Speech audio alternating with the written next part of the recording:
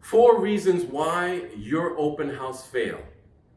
When you've put on an open house and your intention is to gain a new buyer or many, or to gain a new seller or many, but it fails, you get no one.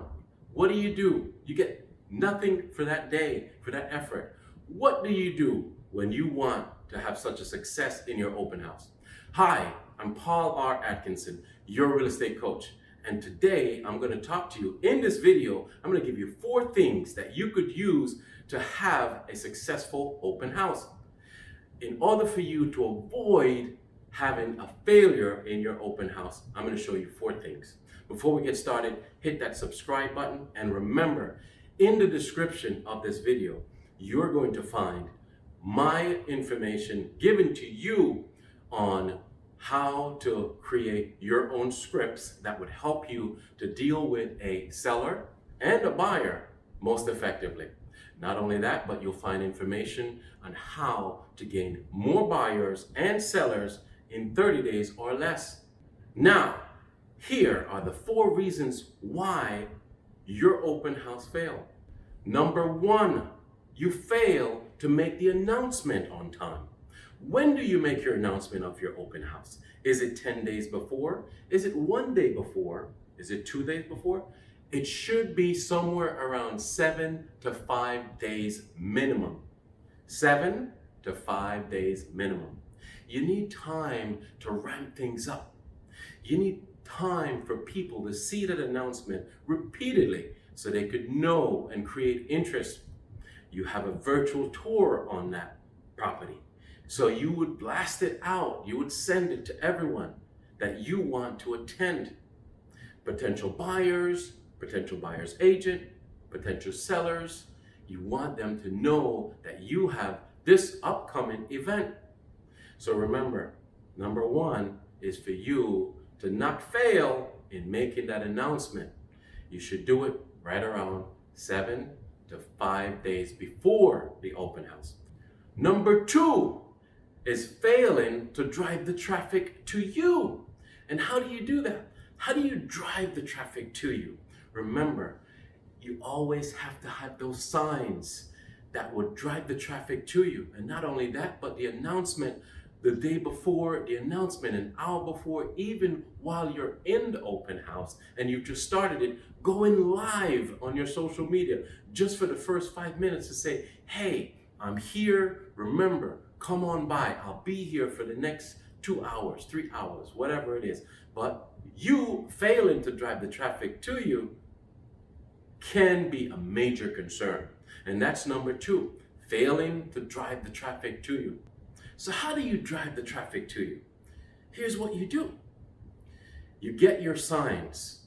Make sure your signs that says open house. It has your image on it. It has your brand, your logo, company's logo, your phone number. So many times I see signs says open house, but there's no phone number. And so many times these interested buyers and sellers, they get lost and they don't even know which way to go.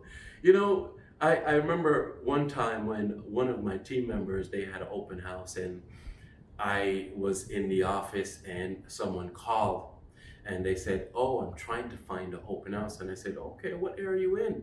And they said, well, they're in this area. And I said, do you see any signs? Yes, I see signs, but there's no number on it. They had to look up the company's information and call into the office to find out where this open house is being held. So it's important that on the sign driving traffic to you, not only do you have that information about open house, but it also should have your phone number, just in case somebody makes a wrong turn and they're trying to locate you. Second thing you can do is for you to make sure that you create a nice path going to the open house. From the main street, point an arrow in, a sign in. From the streets going in, point the arrows going to the property. Then you would also make sure that you would do some kind of announcement 1 hour before. And mainly with today's marketplace, do a live feed. When you arrive to the property, you have all the signs, everything is set up. Do a live feed. show your audience that you're there and you're ready to go. And that is number 2. Now, number 3, failing to get the visitors information. So now you've drove the traffic all the way in to see this open house. You've given the tour. People have seen this, but before you give them the tour, did you take the time to get each visitor registered? Not only the seller wants to know who came into their property, but it's also a good way for you to get feedback, not only for yourself, but also for the seller. And for you to be able to work with potential buyers and sellers that are wanting your representation. Isn't that interesting? Failing to get their information. How often do you see an open house where you just walk in, walk around, no one asks you to register or just provide some information? How often do you see that? Don't do that. That is how you fail at an open house. Don't do that.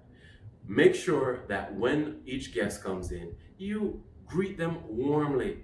You tell them the tour path that is best. Start over in this direction and work your way around. But before you get started in seeing this most beautiful home, will you please take a moment to just register here with your name, email, and phone number.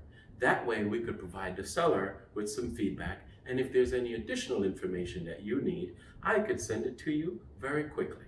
So you must get them to register with you. And finally, number 4 is for you to follow up.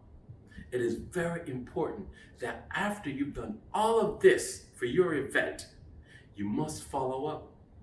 Follow up means that after you've completed your open house and you've taken down your signs and you've cleaned up and everything, what are you doing? You're taking at least 1 hour to make that phone call. Strike while the iron is hot, I like to say. Make that phone call. Hi, thank you so much. My name is Paul Atkinson. You came out today to an open house that I was at and you viewed the property. I just wanted to get your feedback. What are you feeling about this property that you viewed today? Always ask that feeling question. What do you feel about the property that you viewed today at 555 Sycamore Street? Get their feeling. How do you feel about it? Ask them, what do they feel about it? How they would like to learn more about it? Or, hey, be straightforward. Do they think they want to make an offer? So you've got to follow up. In the description of this video, click on the link, how to gain more buyers and sellers in 30 days or less. Also, see the link in the description of this video that you can find my scripts on how to do these things most effectively when you're doing an open house. And most of all, if you've not subscribed by now, we want to wait for you. We're going to give you just 2 seconds, okay? 1, 2, please subscribe. Hit that button right now. Until next time, it's always a pleasure. Let's go get him, Tiger. I'll see you real soon.